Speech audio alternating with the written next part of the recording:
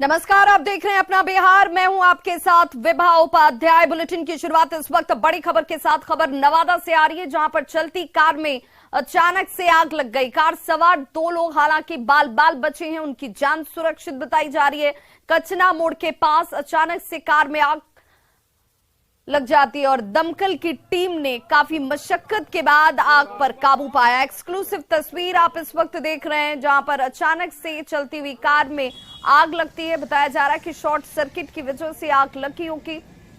अरविंद कुमार, जो बताया जा रहा है कि जो स्थानीय लोग थे, उन लोगों की तरफ से भी इन लोगों की मदद की गई।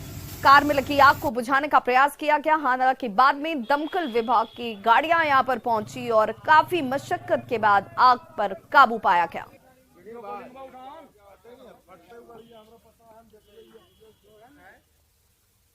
वहीं बड़ी खबर आरा से आ रही है, जहां मुखिया के देवर को गोली मार दी गई है। कोइलवर के दौलतपुर में वारदात को अपराधियों ने अंजाम दिया है। बाइक पर सवार होकर पहुंचे बदमाशों ने गोली चलाई, जिसमें मुखिया के देवर को सिर में गोली लगी है। बताया जा रहा है कि 5 से 7 की संख्या में अपराधी थे जो बाइक पर सवार होकर पहुंचे थे। जमीन को लेकर विवाद चल रहा था। यह विवाद पुराना बताया जा रहा है और इसी को लेकर घटना को अंजाम दिया गया। फिलहाल पुलिस इस पूरे मामले की तहकीकात में जुट गई है।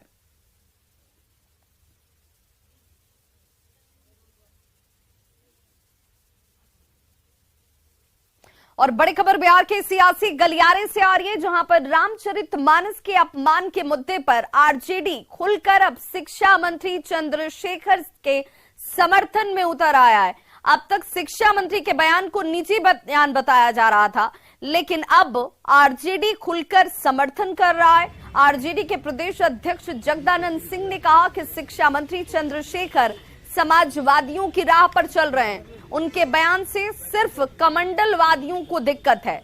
ऐसे में न सिर्फ शिक्षा मंत्री बल्कि आरजेडी भी उनके बयान से सहमत है और ना तो शिक्षा मंत्री और ना आरजेडी कोई झुकने वाला नहीं है। प्रदेश अध्यक्ष ने कहा कि पार्टी इस लड़ाई में पूरी ताकत के साथ शिक्षा मंत्री चंद्रशेखर के साथ खड़ी है। आरजेडी ने शिक्षा मंत्री को सलाह दी कि वो घबराएं नहीं, पूरी पार्टी उनके साथ खड़ी है।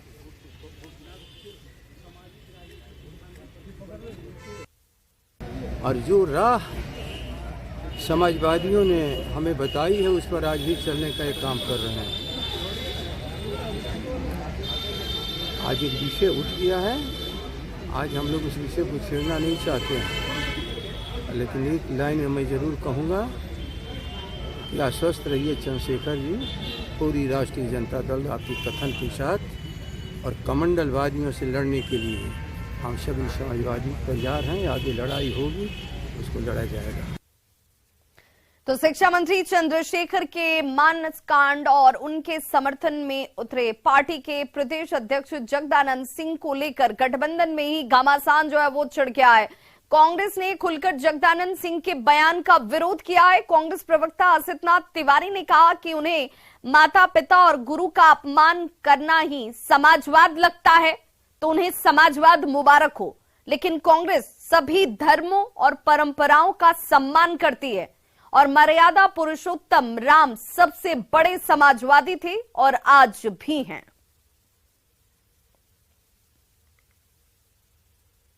देखिए, कांग्रेस पार्टी सभी धर्मों, उनके ग्रंथों, उनकी मान्यताओं का पूरा सम्मान करती है और जिन्हें लगता है कि माता पिता का अपमान करना, गुरु का अपमान करना समाजवाद है, उनका समाजवाद उन्हें मुबारक। जो उदाहरण उन्होंने पेश किए हैं वो काकभुसुंडी की कहानी है, जिसमें वो पूर्व जन्म में अहंकार में चूर होकर अपने गुरु का अपमान करते हैं। राम की कथा रामायण है ना, काकभुसुंडी की नहीं है। और राम तो सबरी माता का जूठा खाते हैं, निषाद राज के घर का या भोजन करते हैं, उनको गले लगा के उनको भरत सम भाई कहते हैं, केवट के घर का भोजन करते हैं, जूठा खाते हैं। तो इससे बड़ा समाजवाद कुछ होगा क्या? धार्मिक ग्रंथों ने हमें समाजवाद सिखाया है। तो रामचरितमानस पर शिक्षा मंत्री चंद्रशेखर के विवादित बयान पर आरजेडी में भी दो फाड़ होता हुआ नजर आ रहा है। पार्टी के प्रदेश अध्यक्ष जगदानंद सिंह जहां चंद्रशेखर के साथ खड़े हैं, वहीं उन्हीं की पार्टी के एक विधायक विजय कुमार मंडल ने चंद्रशेखर के बयान से किनारा कर लिया और साफ तौर पर कहा कि वे शिक्षा मंत्री के बयान के पक्ष में नहीं हैं। धार्मिक ग्रंथ है, उसका मैं सम्मान करता हूं, उस पर मैं कुछ भी टिप्पणी नहीं करता हूं। लेकिन शिक्षा मंत्री के बयान के बाद बिहार में सियासत गरमा गई है पूरी। अब जो शिक्षा मंत्री जी किस परिवेश में बोले हैं उसका जवाब वो देंगे, मैं उनके बयान के पक्ष में नहीं। तो इसके पहले शिक्षा मंत्री चंद्रशेखर ने आज एक बार फिर से कहा कि वो किसी से भी डरने वाले नहीं हैं, वो मरते दम तक संघर्ष करेंगे।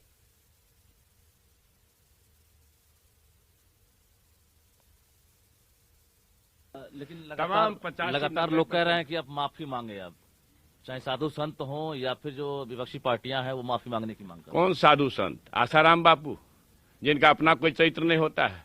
कौन परमहंस? उनसे माफी मांगू? जिनको ज्ञान के मामले में मैं कहूं तो शायद किसी दूसरे, हम तो MA पास आदमी है भैया, किसी मैट्रिक वाले से भी सीखना पड़ेगा जिनको, उनके कहने से माफी मांगू? जो कृत्य है वो तो सबके सामने है, उनको सजा मिल गई। तो जो उस तरह के संत हैं, आपको लगता है जो उजागर हो गया वो हो गया, और जो नीचे दबे हुए हैं उनका क्या चरित्र है ये समय बताएगा। लोग सनातन संस्कृति मैं ये की बात कहता हूँ, जो संत ये फतवा देता हो कि जी काट लेने वाले को मैं 10 करोड़ रुपया दूंगा, तो उन्हें यह समझना चाहिए कृष्णवंशी हैं, कृष्णवंशी किसी भी फतवे से नहीं डरते। अगर आप जी काटने की हौसला रखते हो तो देश के किसी कोना में बुला लो, आप पीछे हटने वाले नहीं हैं। कह रहा कृष्णवंशी हूँ, कृष्णवंशी, हर चीज का मुंह तोड़ जवाब देने वाले हैं, उस वंश के हैं, उस खानदान के हैं। लेकिन इसलिए सामाजिक न्याय और समाजवाद की स्थापना के लिए प्राणांत संघर्ष करूंगा, जिस तरह से हमारे आदरणीय सामाजिक न्याय के योद्धा लालू प्रसाद कर रहे हैं। हनुमान जी के भक्त हैं आप, ये पता चला है। क्यों नहीं हूँ भाई? हनुमान जी और राम जी के भक्त कौन नहीं है? मैंने कहा, लगातार कह रहा हूँ, मर्यादा पुरुषोत्तम राम को किसी परिचय की जरूरत नहीं है।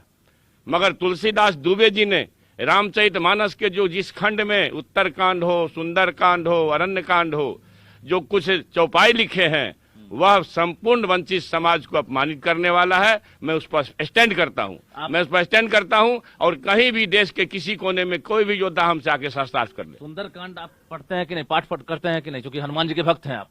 मैं कहता हूं, जो सुंदरकांड का ढोल गमार शूद्र पशु नारी कैसे पढ़ूंगा? ये पढ़ ही नहीं सकता हूं। ढोल गमार शूद्र पशु नारी सकल तारना के अधिकारी, जो 90% बच्ची समाज के खिलाफ हो, जो आधी आबादी नारी शक्ति के खिलाफ हो, उस अंश को छांट के पढ़ता हूँ। ये बताइए कि पार्टी अगर आपके खिलाफ एक्शन लेती है या माफी मांगने कहती है तो माफी मांगेंगे आप? मैं आपको एक सीधी बात कहता हूँ, न मेरी पार्टी कभी कह सकती है और न मैं ऐसा कर सकता हूँ।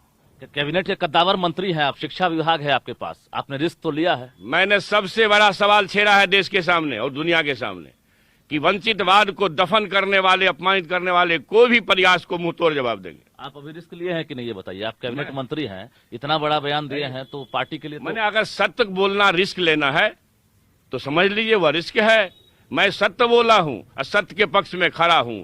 कोई किसी को रिस्क लगता है तो आपको लगता होगा, चैनल वाले को लगता होगा, मेरे और मेरे नेता को नहीं लगता। उधर शिक्षा मंत्री चंद्रशेखर के बयान पर जेडीयू ने बड़ा हमला बोला है। मंत्री अशोक चौधरी ने कहा है कि किसी की धार्मिक भावना से खिलवाड़ नहीं किया जाना चाहिए। साथ ही उन्होंने शिक्षा मंत्री से अपने बयान को वापस लेने की भी मांग की। हमारे साथ बिहार सरकार के भवन निर्माण मंत्री अशोक चौधरी हैं। मंत्री जी, आखिर क्या चल रहा है? आपके कैबिनेट के एक साथी रामचरितमानस पर सवाल उठा रहे हैं। देखिए, एक तो हमारी मेरा ये स्पष्ट राय है कि किसी भी धार्मिक भावना, जो धार्मिक ग्रंथ है, आज घर घर में रामचरितमानस और सुंदरकांड का पाठ होता है। हर घर में लोग रामचरितमानस को, भगवान राम को एक भगवान के रूप में, एक आदर्श के रूप में, मर्यादा पुरुषोत्तम के रूप में लेते हैं। उसी तरह से ना हम कुरान पर कभी बोलने का प्रयास करना चाहिए राजनीतिक जीवन में, सामाजिक जीवन में है, ना बाइबल पर कभी बोलना चाहिए। इन सब चीजों से परहेज करना चाहिए। और हम तो को एग्जिस्टेंस की बात करते हैं, हमारी पार्टी, हमारे नेता हमेशा को एग्जिस्टेंस की बात करते हैं कि हम हिंदू धर्म के भी अनुयायी हैं, हम मुस्लिम के भी सम्मान करते हैं और ईसाई को भी सम्मान करते हैं, हम सिख धर्म के प्रति भी अपना सम्मान रखते हैं। तो इस तरह ये भावना रहनी चाहिए। और अगर ये सिर्फ बात बोला जाए, किसी चौपाई को उठाकर कहीं पुटअप करिएगा, ये सत्य नहीं है ना कि तुलसीदास जी ने रामचरितमानस में बहुत सी चौपाई लिखी है। किस चौपाई को किधर पुटअप किया जाता है उसका ज्यादा महत्व है।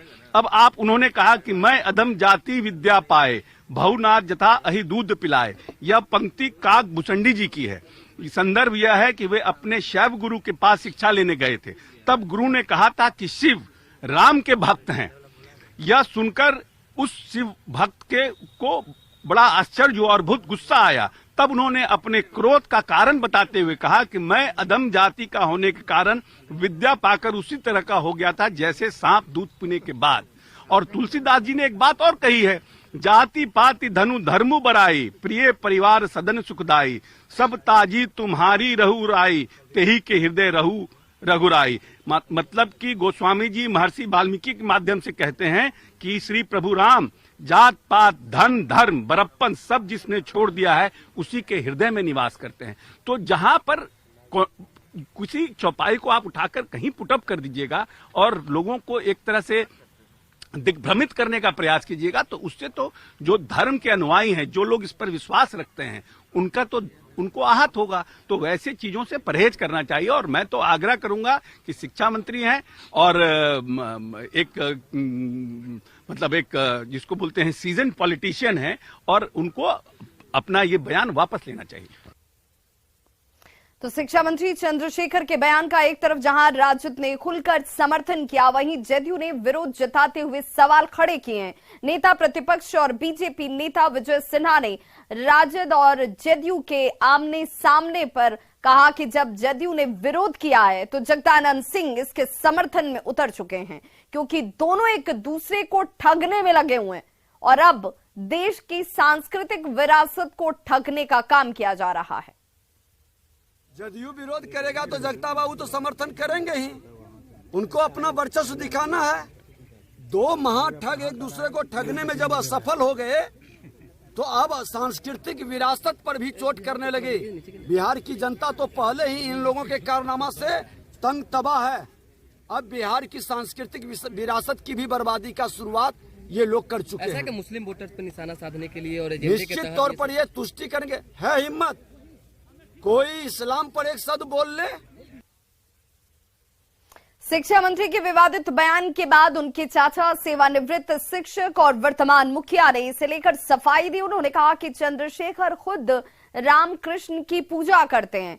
उन्होंने कहा कि मंत्री ने रामचरितमानस नहीं, उसमें लिखे कुछ दोहे का विरोध किया है।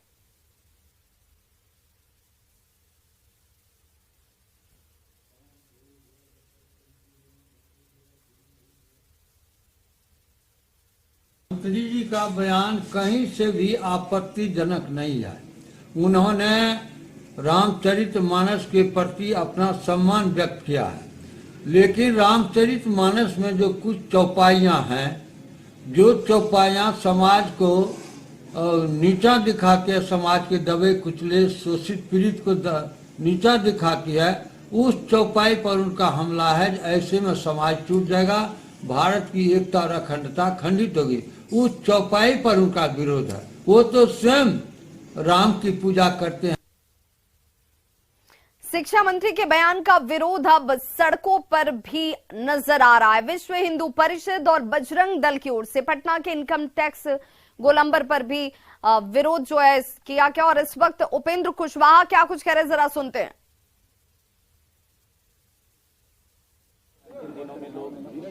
बात करना बंद कर दिए, किस संदर्भ में नजरअंदाज किया? देखिए, इनसे जीवन के कुछ जो अंत के वर्ष थे उस वक्त मेरा लगाव ज़्यादा हो गया था व्यक्तिगत रूप से, और उन दिनों जब हम मिलते थे इनसे तो इनकी आंखों में आंसू आ जाता था पुरानी बातों को याद करते हुए, और खुद ही शेयर करते थे कि आज इस दौर में कोई हमसे टेलीफोन पर भी वैसे लोग नहीं बात करना पसंद करते हैं जिनको ताकत मिली इनके संघर्षों के कारण और देश में बड़ी बड़ी जगह।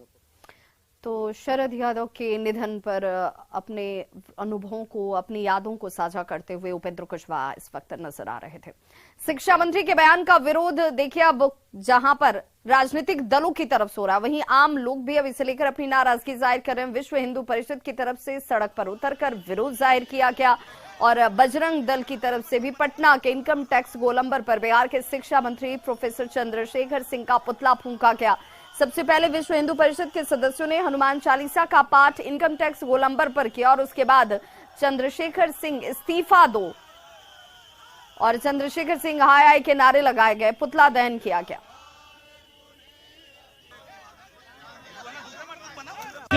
प्रभु मूरत देखी तीन तैसे तो शिक्षा मंत्री है, इनकी हिम्मत तो कुरान और बाइबल पर बोल के दिखाए, है इनकी हिम्मत तो किसी इस्लामिक राष्ट्र या क्रिश्चियन राष्ट्र में जाकर बोल के दिखाए, सर धड़ से अलग कर दिया जाएगा। ये तो हिंदू समाज है, हिंदुस्तान है, इस कारण ये हम लोग सुन भी ले रहे हैं।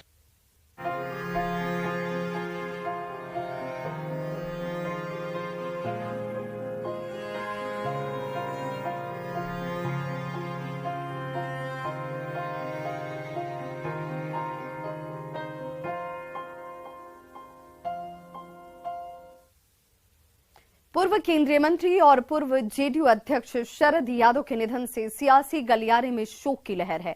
PM Modi, CM Nitish Kumar, deputy CM Tejashwi Yadav, RJD अध्यक्ष लालू प्रसाद, कांग्रेस अध्यक्ष मल्लिकार्जुन खड़गे समेत कई नेताओं ने शरद यादव के निधन पर शोक व्यक्त किया। पूर्व केंद्रीय मंत्री शरद यादव का अंतिम संस्कार 14 जनवरी को मध्य प्रदेश के होशंगाबाद स्थित उनके पैतृक गांव बंदाई में किया जाएगा। 13 जनवरी यानी आज उनके पार्थिव शरीर को सुबह 10 बजे से ही अंतिम दर्शन के लिए दिल्ली स्थित उनके आवास 5A waste and Chhatarpur form नई दिल्ली में रखा हुआ है, जहां पर लोग उन्हें श्रद्धांजलि अर्पित कर रहे हैं, उन्हें पुष्प अर्पित कर उनके अंतिम दर्शन कर रहे हैं।